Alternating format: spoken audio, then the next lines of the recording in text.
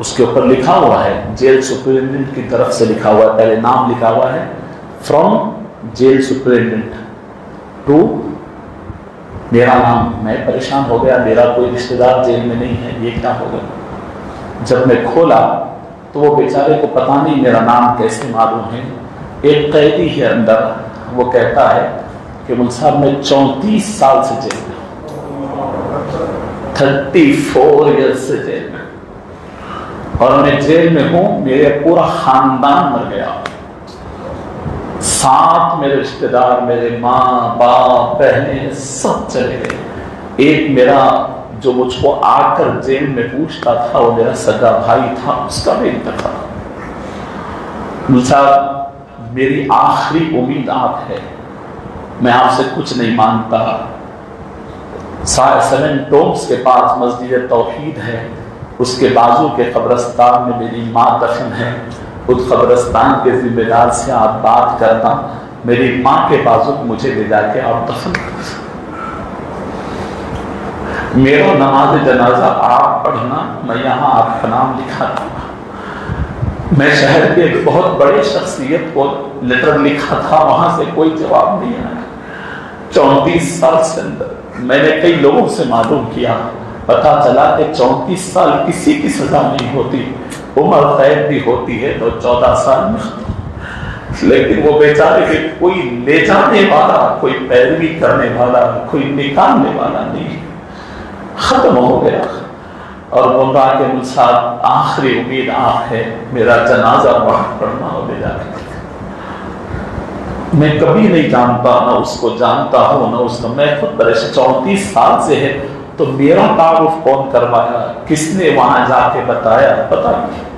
آخر میں نوٹ لکھتا ہے کہ مجھ صاحب بیماریوں کا کپا ہوں، اگر ماہانہ 1700-1600 روپے آپ ڈرافٹ جیلر کے نام پہ بھیج دیتے ہیں تو میری آخری عمر دوائیاں کھا کے کچھ ٹھیک ٹھاک گزر سکتے ہیں۔ میں آپ سے پوچھتا ہوں نوجوان، یہ تمہارے شہروں میں ہے یہ جیل، اس میں کتنے لوگ اندر ہیں پتہ بھی ہے؟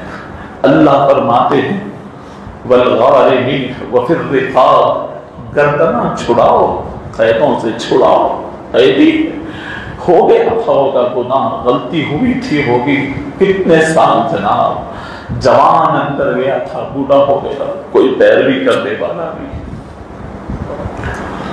پھر اللہ فرماتے ہیں والغارمین، قرض کے بعد تلے دبے ہوئے کو نکالو، چند دوست مل کر کے ایک کا قرض ادا کر دو۔ مصیبت میں ہی قرض لیتا ہے انسان، دیکھو رشتہ داروں میں کوئی قرض دار ہے، اس کو پکڑو، اس کا 1000 2000 لاکھ 2 لاکھ کا قرض ہوگا، اکیلے نہیں دے سکتے آپ، دوست ٹیم بنائیے، جوائنٹ ہوئیے۔ اللہ رب العزت نے ایک ہونے میں طاقت رکھی، ارے ایک ہو کے بریانی مندی کھانے آتا، ایک ہو کے میچ کھیلنے آتا، ایک ہو کے کسی کی ضرورت تکمیل کرنے نہیں۔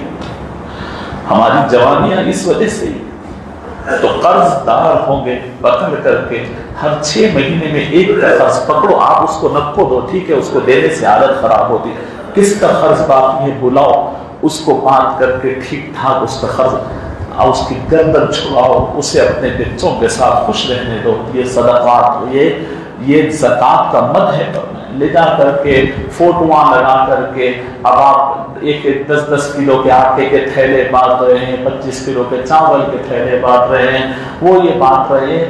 آپ دیکھیے لوگ جو لینے والے ہیں نا، وہ ایک روم بھر گیا ان کا اناج رکھتے، ارے بھائی یہ نہیں، آپ طریقے سے بانٹیے، یہ بہت بڑی بات ہے زکوٰۃ۔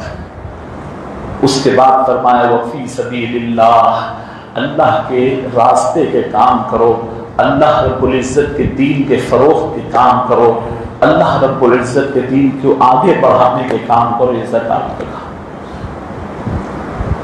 بہرحال بات سمجھیں آپ لوگ، تو میں آج ارادہ بالکل نہیں تھا، طبیعت میں بہت نقاہت تھی، میں بالکل بولنا نہیں چاہتا تھا، لیکن وہ دیر بیٹھ کر پھر سوچا کہ آپ لوگ اس بات کے عادی بھی ہو گئے ہیں، اور میں نے دیکھا کہ نماز 2 نمازوں کے درمیان آگے 12 رکعت باقی ہے، ابھی 8 رکعت ہو گئے، اس کے درمیان دل نرم ہوتا ہے۔ اللہ رب العزت کی توفیق سے ہزاروں لوگ بیٹھ کر کے سنتے ہیں، آن لائن سنتے ہیں، میں اس موقع کو پھر غنیمت سمجھ کر جمعہ کی فضیلت اور پھر یہ چند باتیں آپ کے گوش گزار کیا. اللہ رب العزت ہمیں عمل کی توفیق نصیب فرمائے. پروردگار ہمیں ایمان کامل نصیب فرمائے, توقع ہوا دل نصیب فرمائے, ایمان والے رب العالمین روح نصیب فرمائے. صلی اللہ تعالی علی النبی الامی وعلى آلہ واصحابہ اجمعین والحمد للہ رب العالمین.